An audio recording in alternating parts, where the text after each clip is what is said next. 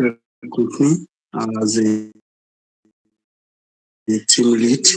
And I think web development is something that was first introduced to me years back. Let me say during my days on campus, but um, I didn't really pay much attention to it then. I'm talking about 20, 2015, 2014, 2015.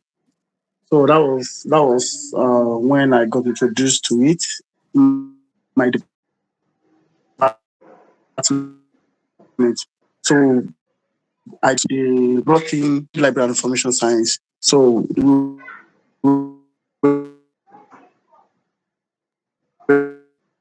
introduced. Say we don't know the but to know more about this. Either there is no time or you know the to see how to actually go about it. So, but the interest, I keep going interest in like I want to know more about it. I want to know more. I want to do this. So I want to do it. So that's the reason why I decided to actually join the boot camp.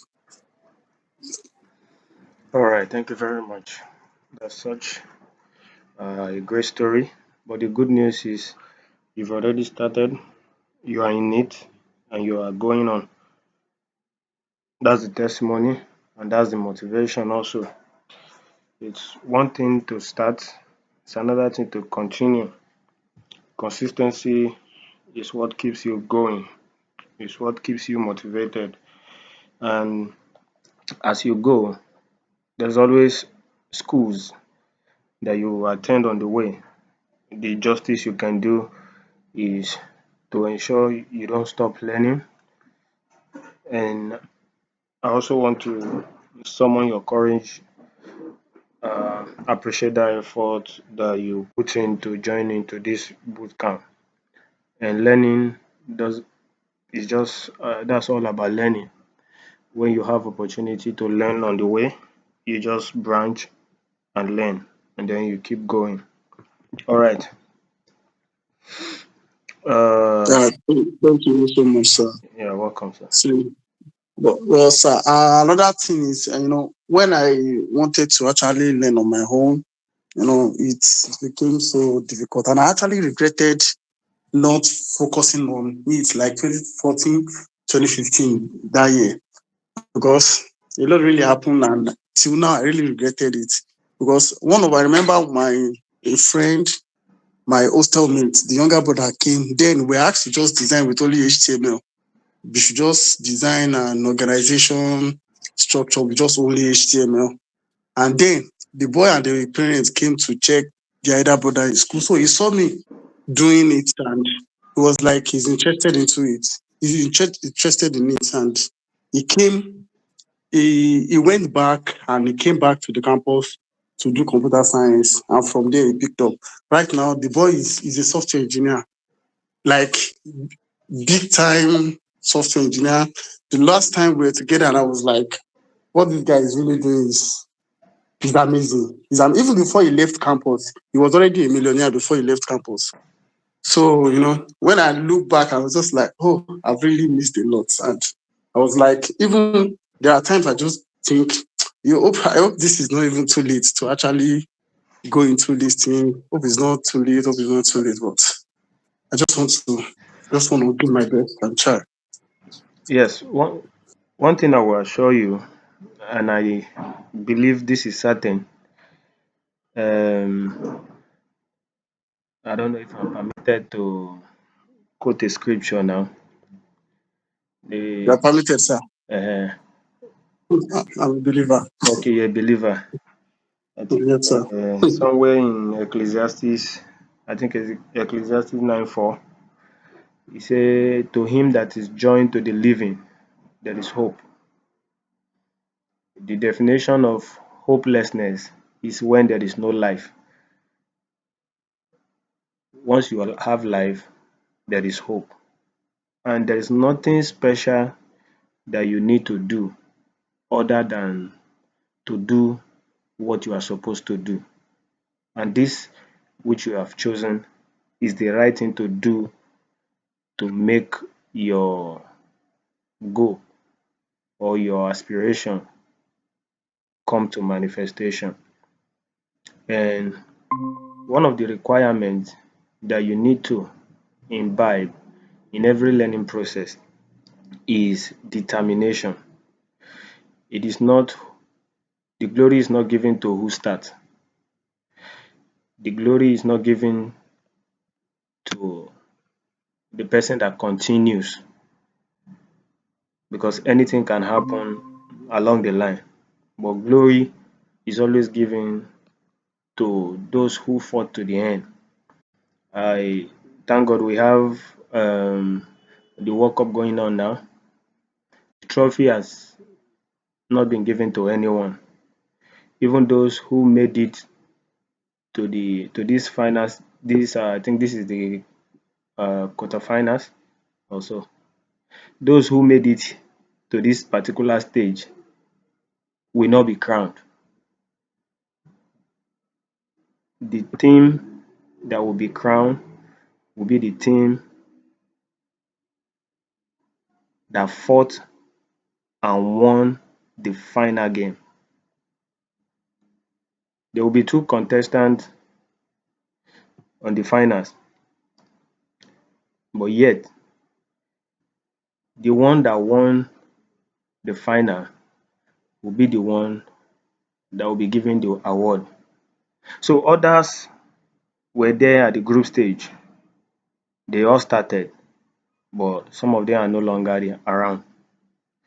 They are back to their countries. Others were there at the knockout round. Now they are no longer there. So, and the final requires that one person should win. But on the day of the final, there are two clubs, two countries that will be competing. So whoever wins on the final will be given the crown. So the same is uh the same pertains to learning. When you start, you may not even see the reward. When you start, you may not see the progress. And progress sometimes is not noticeable. But as you continue, you begin to notice the difference in what you used to know how to do and what you now know how to do. So the goal is keep your energy high, do what you are asked to do, make your progress steady, and you will see everything will begin to turn up for you as magic. Now, another thing is, I made mention that as you proceed on your journey, there are schools along the way. You just stop by and learn. Just stop by and learn. It doesn't matter what they are teaching, it doesn't matter the level of what they are teaching. The goal of you learning is either to learn again, to relearn, or to unlearn. So no knowledge is a waste. So you might be in a class where they are teaching beginner stuff and you are no longer the beginner. Don't underrate the class. The moment you start underrating the class, you start underrating your knowledge of that class. So even if you already know what they are teaching in the class, the fact that you underrated the class, what you know will start diminishing. So, but if you just relate with the class, build with the class, you will discover your knowledge will start to open. And that's what we call experience. That's what we call experience. So one thing I can assure you is there is hope. The time, uh, the so-called wasted time is not wasted. In fact, it's actually time invested. You are reacting on that pain, which should give birth to a positive energy that will push you to continue. All right, I hope that bless you. Yes, sir. Thank you so much, sir. All right. So, welcome, Azibator. I hope I didn't crucify that name.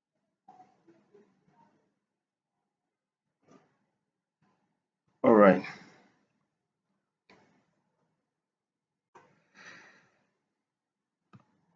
Now, this class is actually structured in a way that is beginner friendly and somewhere allowing uh, intermediate class. And our slogan for this class is nobody is left behind. So the goal is to ensure that everyone is carried along. At least our beginners should not be left behind.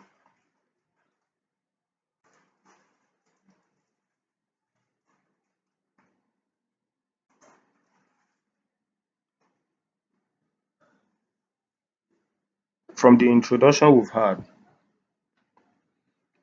we can relate with the fact that everyone has um, some level of interaction with the web one way or another. Either you are checking your mail, either you are watching a video online, or you order something, or you are even scrolling through the social media, or maybe even navigating the interface of the uh, map. Every single of those things is a web application. And web application is just uh, a software, a piece of software that actually run on the browser. Unlike an application, the mobile apps that you have and you need to install on your phone. Web apps, they are live on the internet. They are live softwares on the internet. So when you visit them through an address, what is referred to as a URL, the Uniform Resource Locator. Now you load it on your browser and something happened behind the scene. You don't have to install anything. All you need to do is to type in the address and then everything pops up. The likes of Gmail, YouTube, Amazon, Twitter, name all those apps, those live apps that you know on the internet. They are all web application. And behind every of those uh, sites, there's a team of developers that came up with that um, technology, so to say. Now, this technology can be a group of people, it can be an individual, it can be a department that came together to do this. And here's the exciting thing, this technology that you are seeing, they are actually free and open. It doesn't require uh, special expenses to build them. It's all about learning how to build them. The tools to which you build them, you don't need to buy any of them. They are all free and available for you to download. I will be looking at those tools in this class. But let me quickly define to us or describe what web development is. Now, web development is an act. I like to describe it that way. Think of it like an artist with the artistic pen trying to mark up an image, a diagram on the board. So it's like an act of building something on the web. You are creating a tool that lives on the web. That's it. Just a very simple definition that anybody can relate to. It covers everything from a simple blog site, to an e-commerce site, to a banking site, to a restaurant website, and other type of sites that you might have visited online. Now, there are some basic areas or of a typical web development. Three areas basically. We have what we describe as the front end development. And the front end development is not any big deal. It's actually the areas that the user interact with, where they can see. That's the front end development. The layout, where you have the layout, the colors, the buttons, where you see the animations, the form, the feel, and all those stuff. Those are the front end. And some of the uh, technologies that allows us to build the front end, they are the likes of the HTML, the CSS, and the JavaScript. Now, no framework here, just typical structure: HTML, CSS, and JavaScript.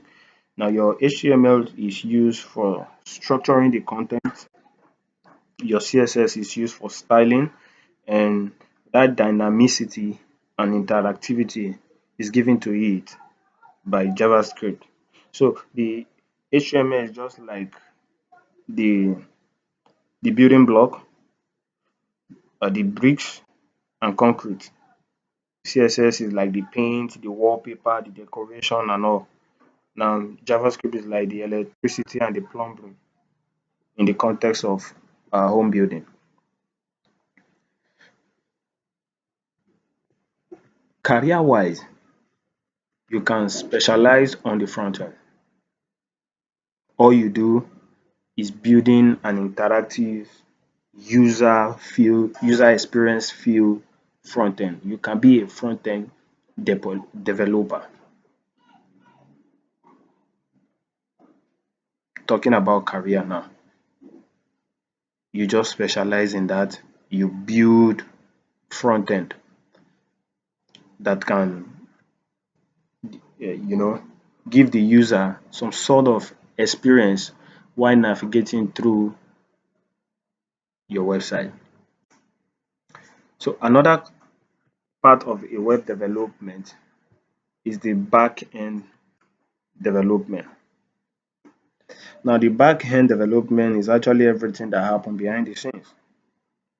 Like when you log in, uh, when you sign up, when you know submit some data, something happen with those data, check for some authorization and access, you know, all those stuff. Like you are doing your payment, recovering your passwords and all those stuff. Those are functionalities of the backend. So the backend developer, they are into building the servers, the database, and the logic that connects uh, the front end and back end together. Those logics that happen behind the scene. So if you are trying to log into an account now, for instance, and you enter the wrong password, and the site is telling you, sorry, you entered the wrong password. That logic that helps checks for that access is what we refer to as backend. That's one of the backend capabilities. Now, like the front end, you can also specialize on the backend. You can be a backend developer. All you do is to come up with this logic, deal with the backend stuff, so that when the user is interacting with the site, things are going as planned on the back end. If you feel like you, you can't do much on the front end, you are very good at logical reasoning, you can specialize on the back end. So the back end is all about logic, database, security, and the business rule in general. There's another part of it uh, that is referred to as the full stack. Now, this full, full stack, they actually combine both the front end and the back end together. They work on both the front end and the back end. So if you are a full stack developer, you are not just specializing at the user end or behind the scene. You are actually in both places. You can actually do both. That's what we mean as a full stack. So you can as much as create the logic as you develop the front end. You create user experience, you create the logic. So you are a full stack developer. And the full stack developer, if you the stack there, the stack on the full stack is actually talking about a collection of technologies that you use to build a web application. An example of uh, a typical example of a full stack developer is what we call a man stack. A man stack. Man stack simply means a man stack developer is actually that developer that has other tools that he uses in cooperation to building a web application like MongoDB, like Express, like React, and the Node.js. So talking about career now, you can combine those two together and function properly as a full stack developer. Now, but then it's not just about building, it's also about understanding how the internet actually work. If you see an engineer, for instance, a civil engineer, structural engineer, they don't just start building. They try to understand the soil before they start building. So the same is true for a web developer. It's important that you understand how the internet work. Now, the internet actually is built on model, a model that is referred to as client server. Now, the client is, I'm trying to use a simple English that we can all relate with and you can uh, explain by yourself based on your understanding. Your understanding is what important. That's why I'm not using any grammar here. Now, the client is actually anything that requests for information, period. As simple as that. For instance, it could be your phone, it could be your laptop, it could be a tablet. In fact, it could even be a smart screen. Anything that requests for information. So if you uh, carry your phone and try to access the net, you are requesting for certain information. Now that your phone is a client, is what we refer to as. a client. Any device that requests for information when it visits the net is referred to as a client. Talking about the server, a server is actually a computer that stores information and responds to a request. It's just like the knowledge base of everything that you can go and source for information. That's a typical example of a server. Now, think of it as a library sitting somewhere that has all information about every matters of life, and you think about yourself as a client that needs an information. So you go to the library, which is the server, and you fetch your information. So the internet works on this model. The client requests, the server responds. The client requests, the server responds. Let me bring it down a little bit. Imagine in a restaurant, you are the client. So when you get to a restaurant, you look at their menu and then you beckon on the waiter to come. The waiter takes your order, take it to the kitchen. Now, the kitchen now is your server. They prepare your dish and then the waiter brings back your order for you. So the client request made request to the server and the server respond to the client. So that's how the internet works. So when you open your browser now and type in an address, your browser checks and sends that request over to the server.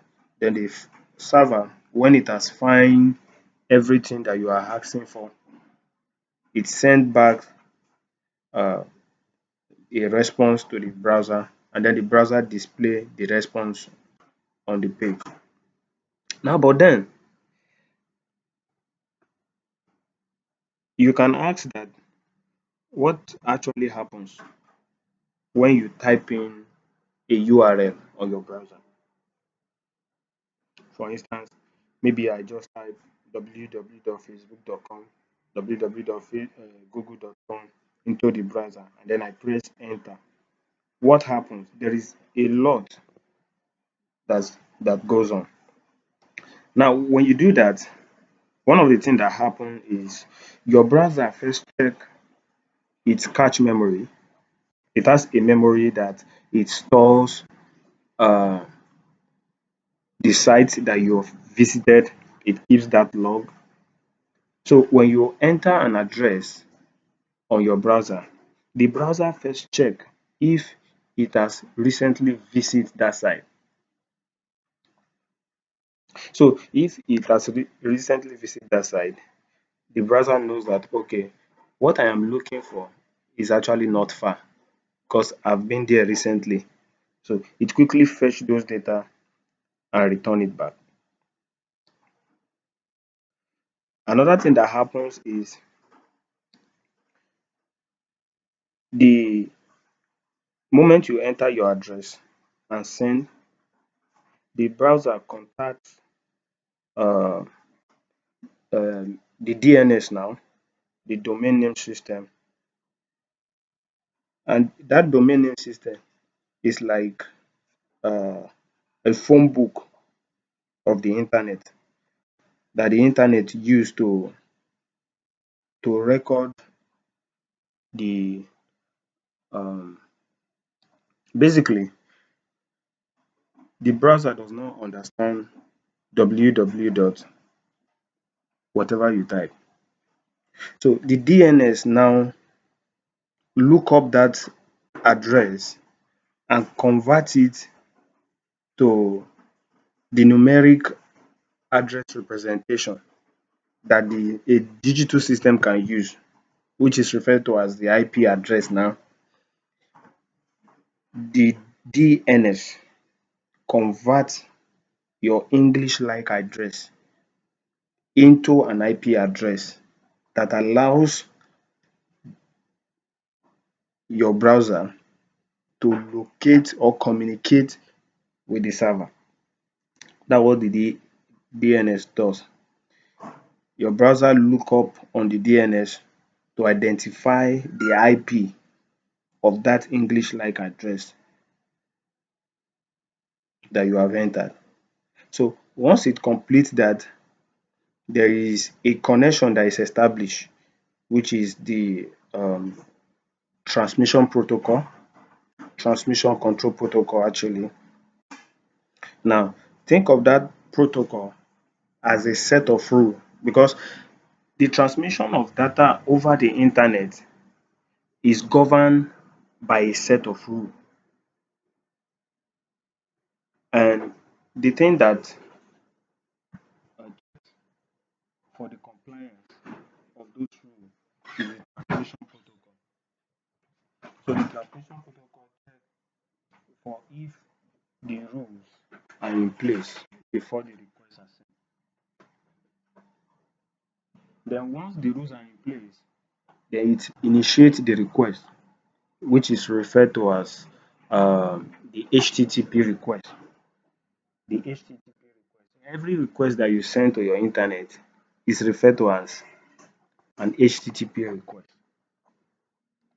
When you try to fetch something from the internet, the request your server sends is the HTTP request.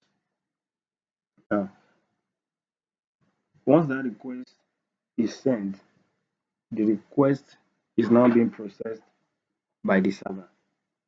The moment the server receives that request, it processes it and figure out what to send back.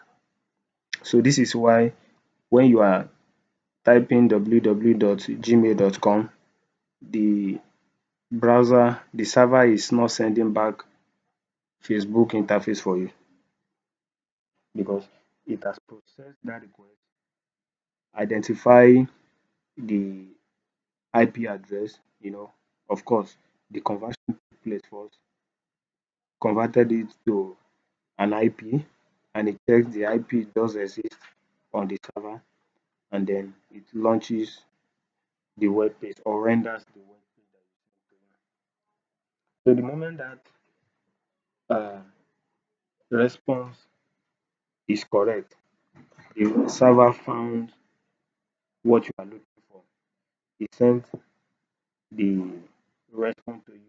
Remember, it's an HTTP request, so it sent back the web pages, that is the HTML, the CSS, and the JavaScript files. If there is an image, he attach that image to it and send it back to you, to your client side with a status code. So if the it successfully finds the page, it returns a status code of 200. The status code of 200 says the request was successful. It was successful. So all of these that I have explained happens within a second. The moment you type in your address, all of these things happen within seconds, and you see your page that your request is rendered on the browser. But then, if you look at, I made mention about HTTP request. Now, HTTP, there are two types of this HTTP request now. HTTP. The HTTP, I believe we all know it, hypertext transfer protocol, which is actually a set of rules that governs how data is transferred between the client and the server on the web. Now, there is another one which is the HTTPS with an S. The S there is means secure. Now, it's a later version of the HTTP which actually allow data to travel between the server and the browser, and so that anyone that is trying to spy over that connection will not be able to read it, because right now there is an S, which means that transfer is a secure transfer. It's a secure transfer. It's suitable for things like password, credit card, um, other sensitive personal details that are flying over the world. So as a developer, you always need to use the HTTPS. Now, the HTTP can also work, but remember, it is not as secure as the HTTPS.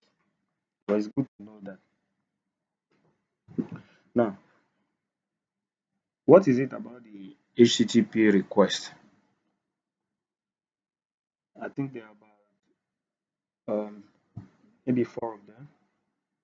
Remember, I said the HTTP is actually a set of rules that governs how these uh, data are transferred over the web, and there are ways these transfer are being made, or this request has been made, or let me put it the right way. The HTTP request method. There are about four ways of making this request. Four methods of this request. So when a client sends a request to a server, it specifies a method that tells the browser the type of um, action that it wants. Yes, if you it's been long I did PHP, but back then when you uh you know what's the name of this thing? A form now. A form usually has um a method attribute. I don't know if you can relate to that you use back then on when we do PHP. Please, can we still hear me? Yes, sir. All right. Please, am I Yes, sir. making sense at all? Yes, sir. All right. So Yes, sir. I was talking about the methods of the HTTP request. One of the method is the get. Get does what get does. Get, simply to get, to retrieve data, to load a page, maybe to fetch a list of products. I'm trying to get an example now.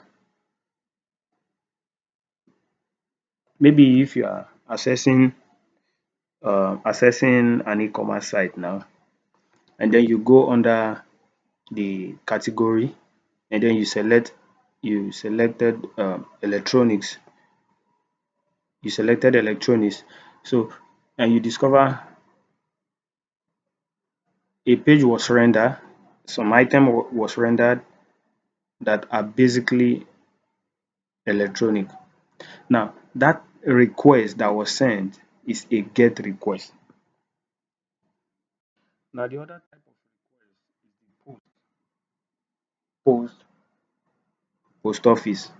You post a letter, you are sending data to the server. So when you use post request, send data to the server.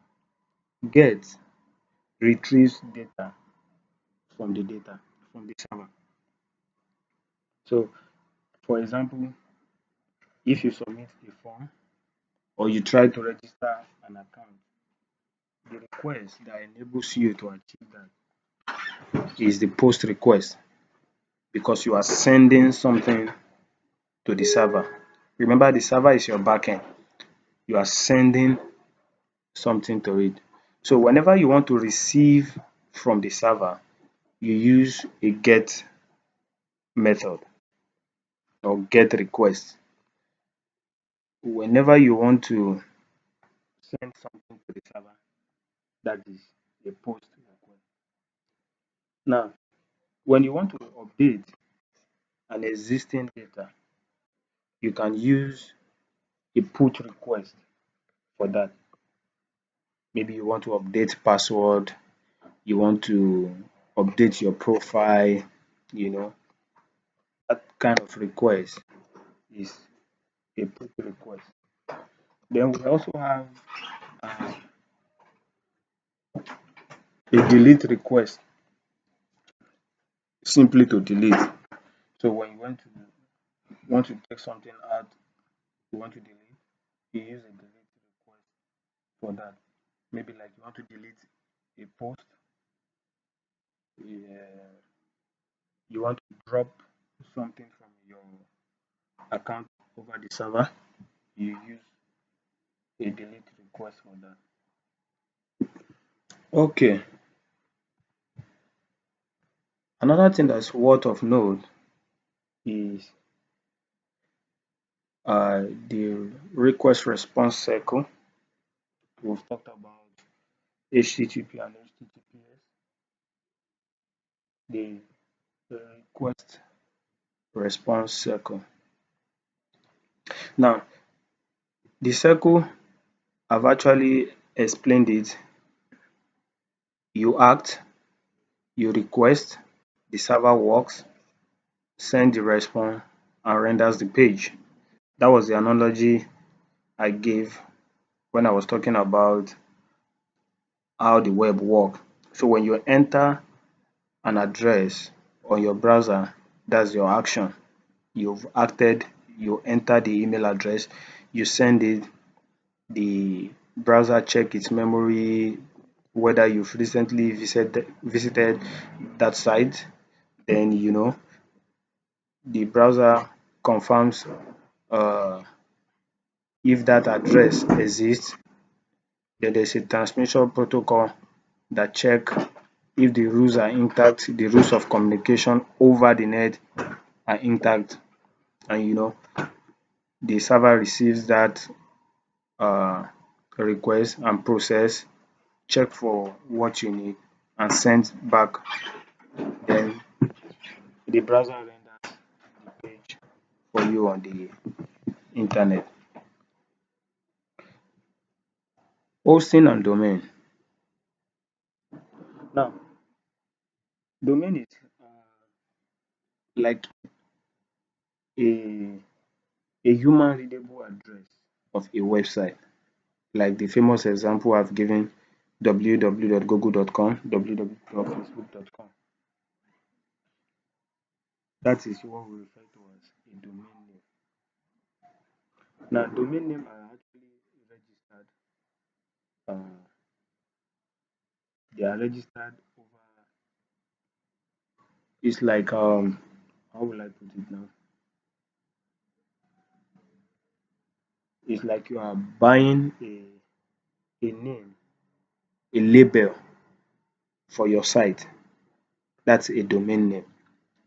You are buying a label for your site that nobody else can use that domain to call their site except you. So that unique name that you can use, that unique address that you can use to call your site is what is referred to as a domain name. And there are sites that you can do that. I don't want to bother us with that.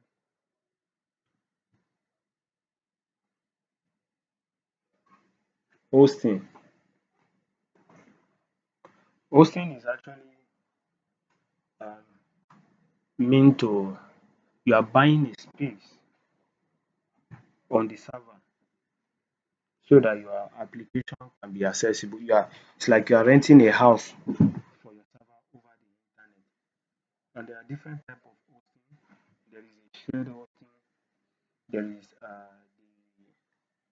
the virtual private server. We have the cloud hosting, where we have the likes of AWS, Google Cloud, Azure. You know, there's also the platform as a service where you can that allows you to deploy your code. That's an example of that is Render and Vercel.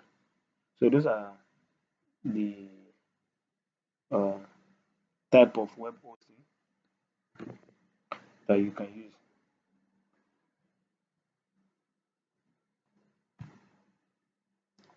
I've spoken about the skill. You can either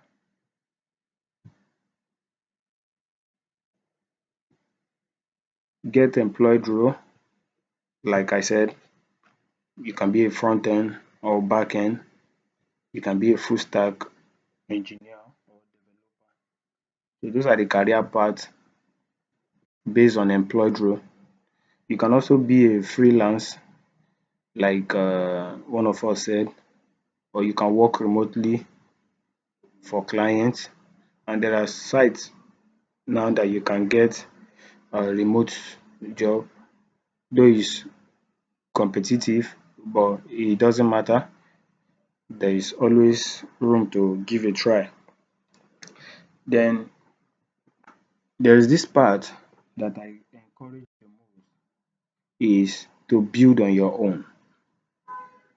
While you are looking for opportunity, keep building, keep getting your hands dirty. It is very important. Keep building, never stop building. And this is the mindset I want us to have even before you start to code. The mindset of a developer. It is not that you start, it is to make the necessary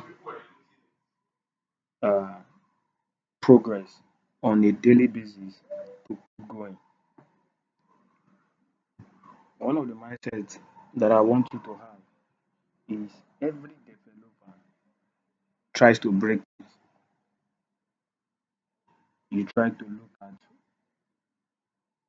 how to make things work. Why is this thing working? What did they do that makes this thing to work like this? You just try to crack things. You like to break things. You like to push things until they break. That's one of the mindsets a developer should have. You always want to figure out why. So if your code is not running, that's not a failure. That's actually the job. In fact, your job as a developer is to remove bug, is to deal with bug.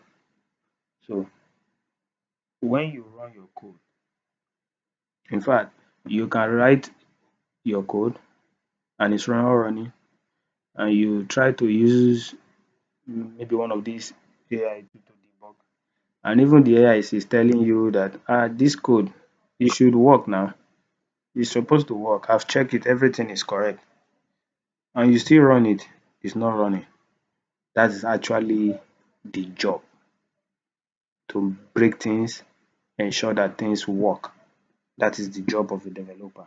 So it's not room to quit. It's not a license to give up. Okay. Another mindset I want us to have is that a developer always search for answer. Always. Always search for answer. And information is everywhere right now. No need to go to libraries, or all you need is just a smartphone and an internet connection. You will get the whole answer that you want. So you keep looking for answer, keep looking for how things would work. All right. So what separates a beginner from an expert is not how many lines of code that you can write. In fact, the greatest of us sef cannot write a 1,000 line of code correctly, there will still be bug. So if you have a bug, your code is not working, that is not a failure. It's just a time to learn new thing and figure out why this is not working. So another mindset that I want you to have is never stop learning. Like I said earlier on in the class, as you tread this path, you will you will discover that there are classes along the way that you need to attend. Don't undermine those classes. Enter the class, learn again. Even if they are teaching HTML from scratch, just be there. As long as you have the time, just be there and learn. It doesn't make you smaller. It only make you to remember certain things, to refresh your memory. Because most of the time, you might not even have time to go back to revise those elementary things again. And some of the things that actually bring these bigger problems are those little little things. So don't stop learning. Don't stop learning.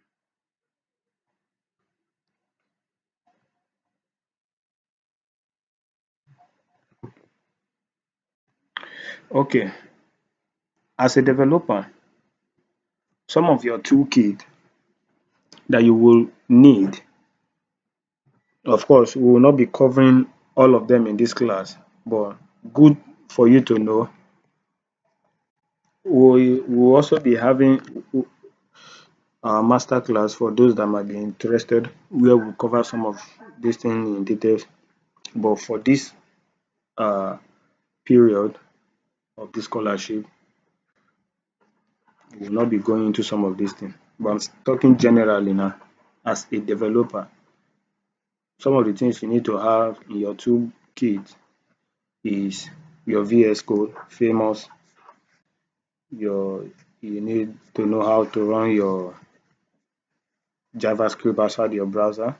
That's where the idea of Node.js comes in. Then your npm, Node Package Manager, that helps you to install those packages and libraries. Then you also need your Git, which helps you to track um, what's it called now, your changes, and your GitHub, which actually helps you to host your code so that you can share. And you have your MongoDB for your database server, your MongoDB Compass, which is actually uh, an application that allows you to interact uh, with your uh, MongoDB and your terminal. Of course, you can do without terminal. Then also, you have to get all these items installed on your devices. Please, do we all have our systems?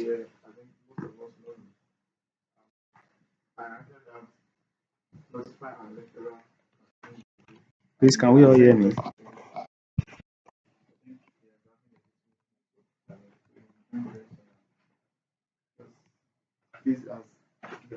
Can we all hear me?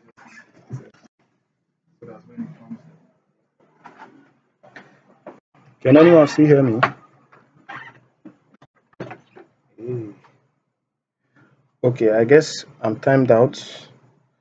Uh, so if you haven't, installed Visual Code on your system, please do that before our next class. Just install Visual Code on your system. If there are anything we need to install in that session, we will do that while in the session. I guess my time is almost out. Now, the skeleton of, I guess everyone knows about this.